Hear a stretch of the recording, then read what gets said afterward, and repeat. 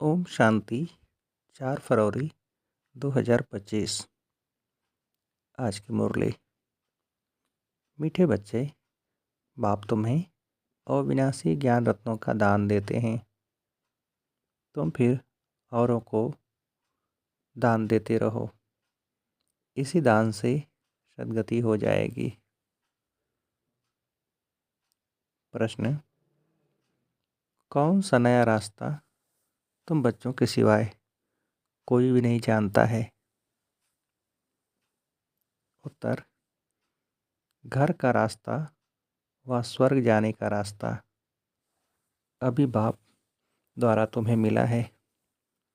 तुम जानते हो, शांति धाम हम आत्माओं का घर है। स्वर्ग अलग है, शांति धाम अलग है। यह नया रास्ता तुम्हारे सिवाय कोई भी नहीं जानता।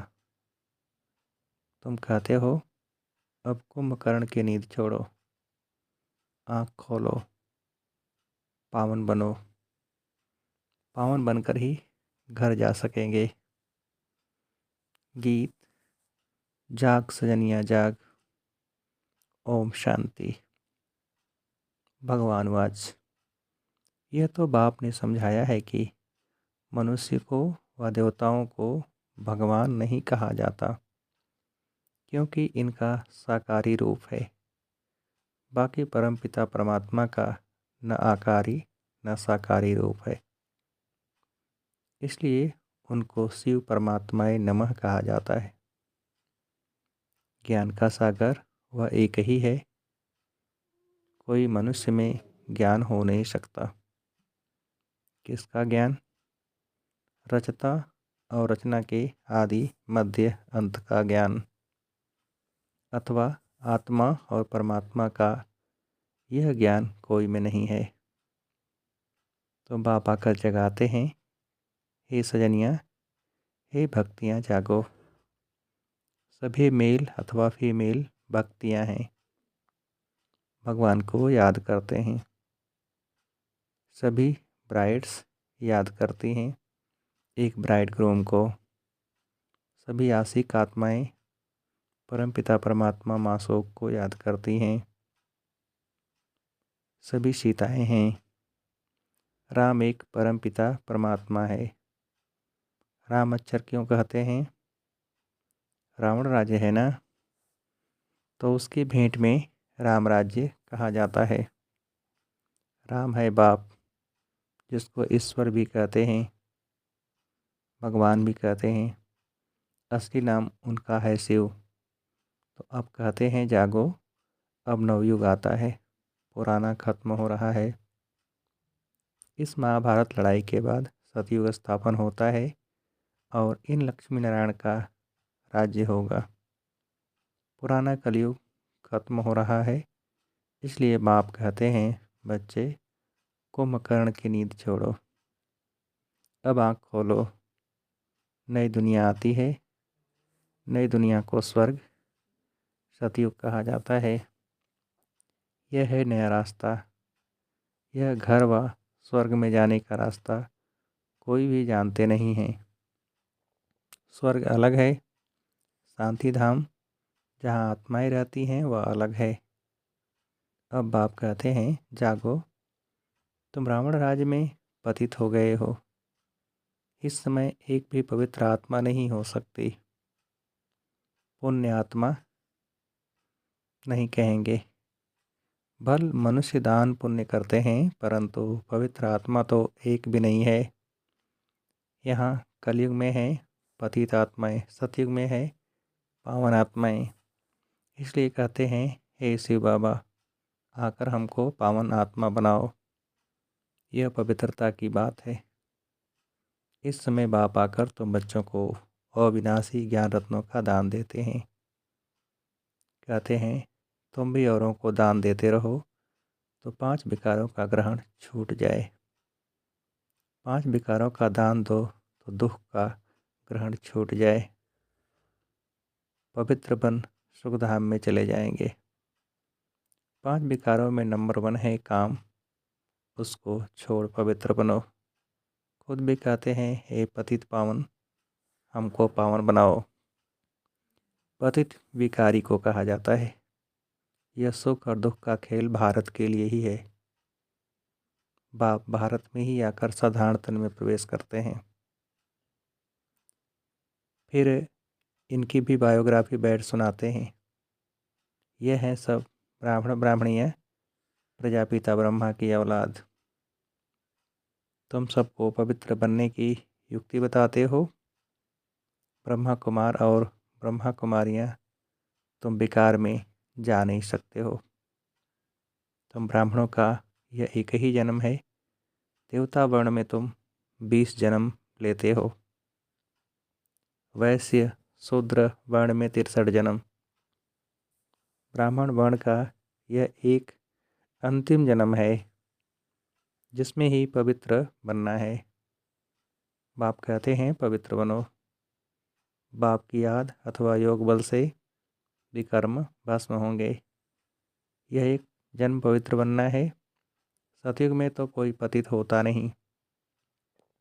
अभी यह अंतिम जन्म पावन बनेंगे तो 21 जन्म पावन रहेंगे। पावन थे अब पतित बने हो। पतित हैं तब तो बुलाते हैं। पतित किसने बनाया है? रावण की आसुरी मत ने। सिवाय मेरे तुम बच्चों को रावण राज्य से दुख से कोई भी लिबरेट कर नहीं सकता। सभी काम चिता पर बैठ भस्म हो पड़े हैं। मुझे आकर ज्ञान चिता पर बिठाना पड़ता है। ज्ञान जल डालना पड़ता है। सबकी सदगति करनी पड़े। जो अच्छी रीति पढ़ाई पढ़ते हैं उनकी ही सदगति होती है। बाकी सब चले जाते हैं शांति धाम में। सतयुग में सिर्फ देवी देवताएं हैं, उनको ही सदगति मिली हुई है। बाकी सबको गति अथवा मुक्ति मिलती है। 5000 वर्ष पहले इन देवी देवताओं का राज्य था।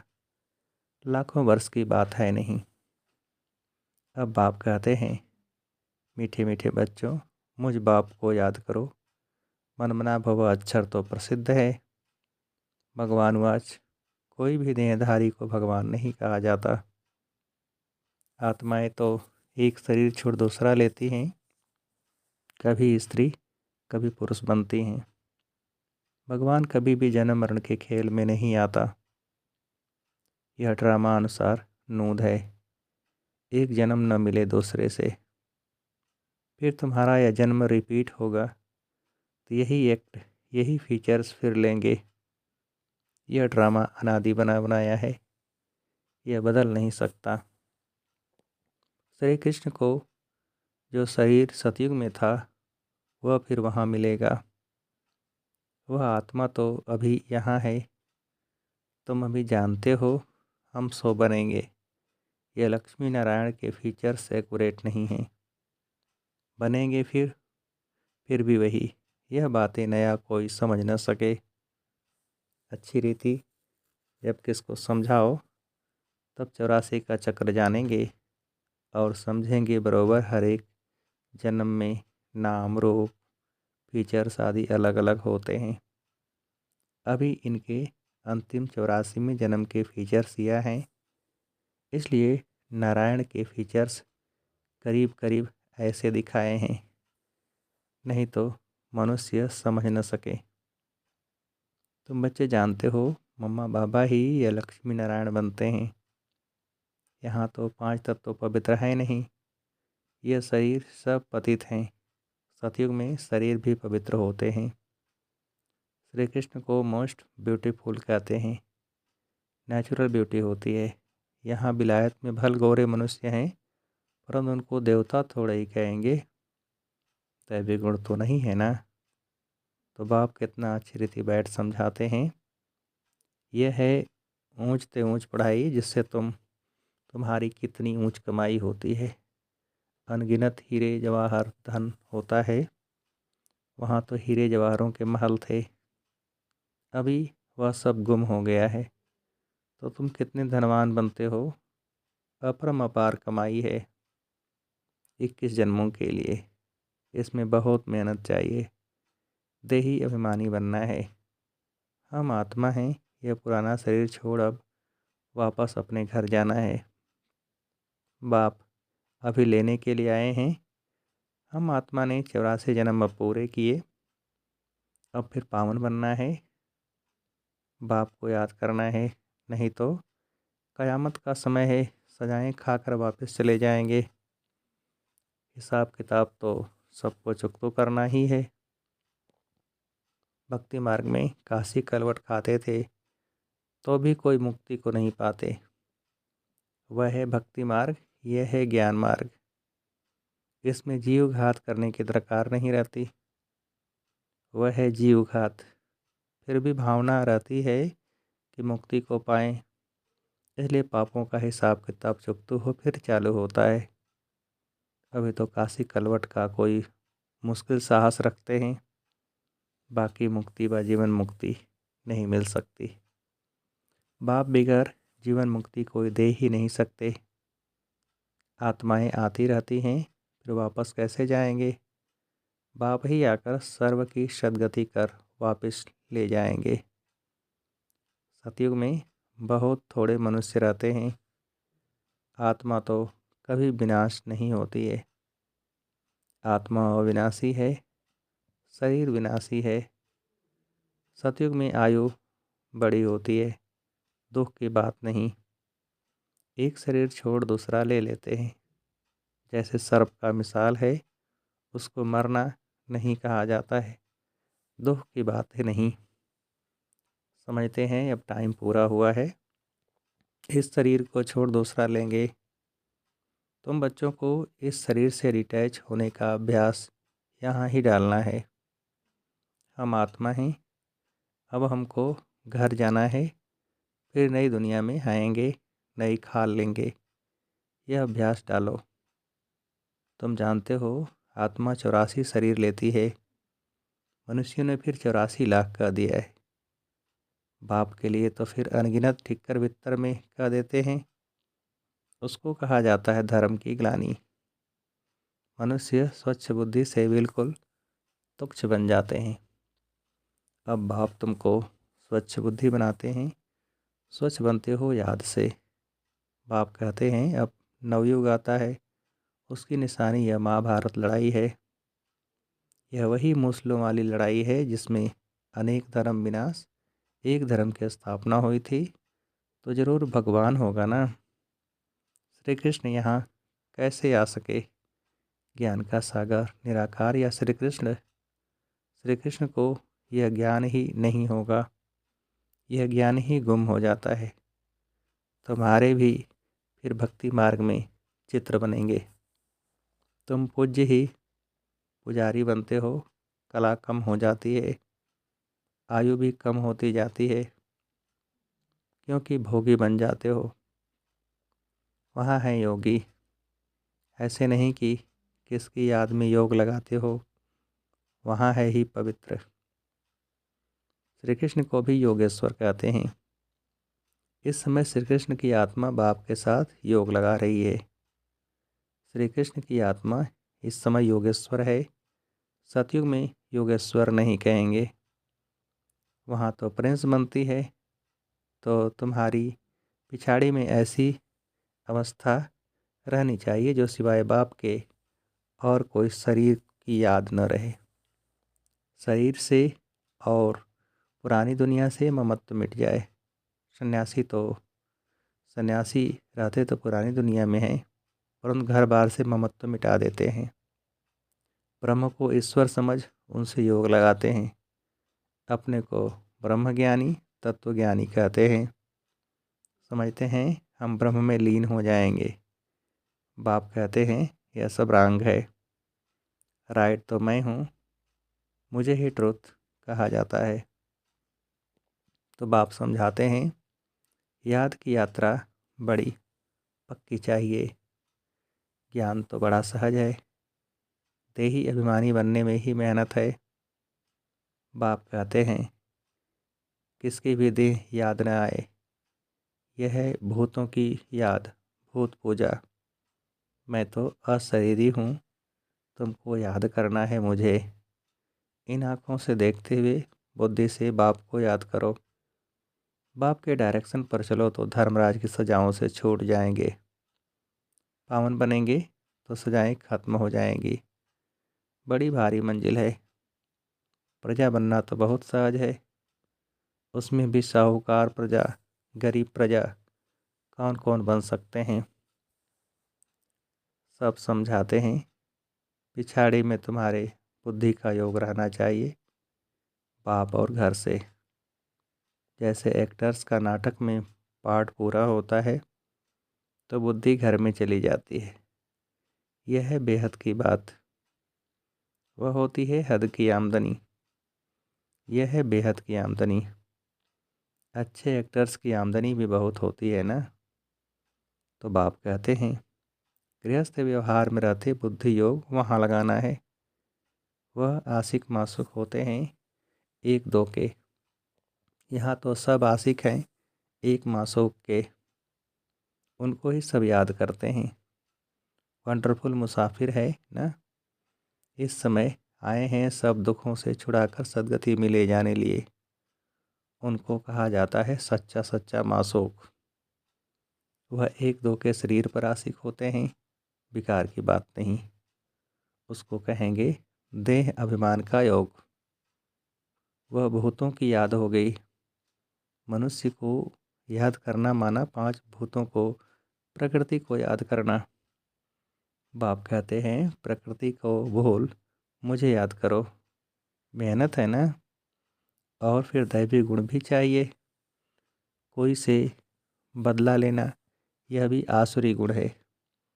सतयुग में होता ही है एक धर्म, बदले की बात नहीं। वह है ही अद्वैत देवता धर्म, जो शिव बाबा बगैर कोई स्थापन कर न सके। सूक्ष्मतनवासी देवताओं को कहेंगे फरिश्ते। इस समय तुम हो ब्राह्मण, फिर फरिश्ता बनेंगे। फिर वापस जाएंगे घर। फिर नई दुनिया में आकर दैवी गुण वाले मनुष्य आकर मनुष्य अर्थात देवता बनेंगे। अभी शूद्र से ब्राह्मण बनते हो। प्रजापिता ब्रह्मा का बच्चा न बने तो वर्षा कैसे लेंगे। यह प्रजापिता ब्रह्मा और मम्मा वह फिर लक्ष्मी नारायण बनते हैं। अब देखो तुमको जैनी लोग कहते हैं हमारा जैन धर्म सबसे पुराना है।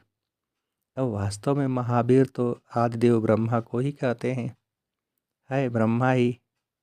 परंतु कोई जैन मुनि आया तो उसने महावीर नाम रख दिया। अभी तुम सब महावीर हो ना, माया पर जीत पा रहे हो। तुम सब बहादुर बनते हो। सच्चे सच्चे महावीर महावीरनिया तुम हो।